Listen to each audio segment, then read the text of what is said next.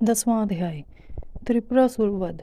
सनत कुमार जी बोले, जब युद्ध की सामग्रियों को साथ में लेकर भगवान सदाशिव अपने दिव्य रथ में बैठकर आकाश मार्ग से उन त्रिपुरों के निकट पहुंच गए, तब उन्होंने उन त्रिपुरों का उनके स्वामियों के साथ विनाश करने के लिए रथ के शीर्ष स्थान पर चढ़कर अपने परम दिव्य धनुष पर प्रत्यंचा चढ़ाई, परंतु उनका बाण धनुष से नहीं निकला और वे उसी प्रकार उस स्थान पर स्थित हो गए।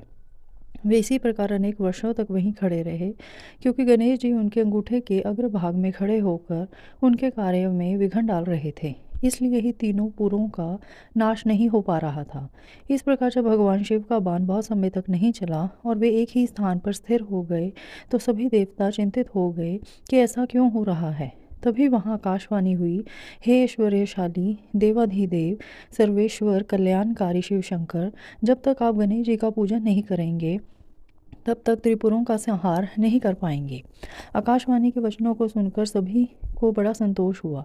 तब अपने कार्यों को यथाशीघ्र पूरा करने के लिए भगवान शिव ने भद्रकाली को बुलाया। विधि विधान से सबने मिलकर अग्र पूज्य भगवान गणेश का पूजन संपन्न किया। पूजन संपन्न होते ही विघ्न विनाशक गणपति प्रसन्न होकर उनके मार्ग से हट गए और उन्होंने कार्य में आने वाले सभी विघ्नों को दूर कर दिया। उनके हटते ही भगवान शिव को तारकाक्ष, कमलाक्ष और विद्युन्माली के तीनों नगर सामने नजर आने लगे।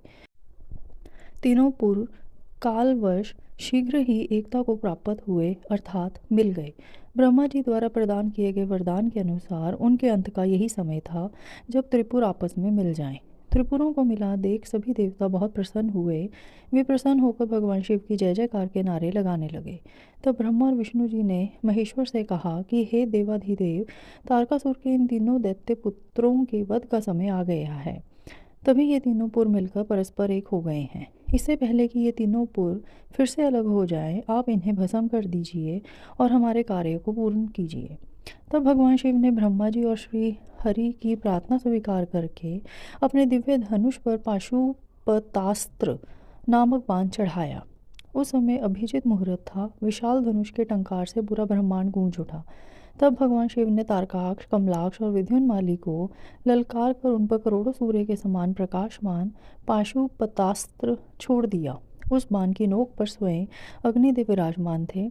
उन विष्णुमय अग्नि बाणों ने त्रिपुरवासियों को दग्ध कर दिया, जिससे देखते ही देखते वे तीनों पुर एक साथ ही समुद्रों से घिरी भूमि पर गिर पड़े। सैकड़ों असुर उस अग्निबाण से जलकर भस्म हो गए। चारों ओर हाहाकार मच गया।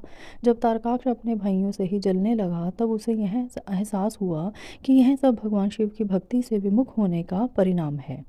तब उसने मन ही मन अपने आराध्य भगवान शिव का स्मरण किया और रोने लगा। तारकाक्ष बोला, हे भक्तवत्सल, कृपा निधान, करुणा निधान भगवान शिव, यह तो हम जानते ही हैं कि आप हमें भस्म किए बिना नहीं छोड़ेंगे। फिर भी प्रभु, हम आपकी कृपा चाहते हैं, अतः आप हम पर प्रसन्न होइए। भगवान, जो मृत्यु असुरों के लिए दुर्लभ है, वह हमें आपकी कृपा से प्राप्त हुई है। प्रभु, बस अब हमारी आपसे सिर्फ एक ही प्रार्थना है कि हमारी बुद्धि जन्म जन्मांतर तक आप में ही लगी रहे। यह कहकर वे सभी दानव उस भीषण अग्नि में जलकर भस्म हो गए। भगवान शिव की आज्ञा से उन पुरों के बालक, वृद्ध, स्त्रियां, पुरुष, पेड़ पौधे आदि सभी जीव जंतु भी अग्नि की भेंट चढ़ गए। उस भीषण अग्नि ने स्थावर जंगम आदि सभी को पल भर में ही राख के ढेर में बदल दिया। पाशुपतास्त्र से प्रज्वलित अग्नि में सभी जलकर भस्म हो गए, परंतु भगवान शिव का भक्त मय नामक दैत्य, जो असुरों का विश्वकर्मा था और जो देवों का विरोधी भी नहीं था, भगवान शिव के तेज से सुरक्षित बच गया। इस प्रकार जिन दैत्यों या प्राणियों का किसी भी स्थिति में मन धर्म के मार्ग से विचलित नहीं होता है, उनका पतन किसी भी स्थिति में किसी के द्वारा नहीं होता है। इसलिए सज्जन पुरुषों को सदैव अच्छे कर्म ही करने चाहिए। दूसरों की निंदा करने वालों का सदा ही विनाश होता है। अतः हम सभी को पर निंदा से बचना चाहिए और अपने बंधु बांधवों के साथ इस जगत के स्वामी भगवान शिव की आराधना में तन्मय होकर लगे रहना चाहिए।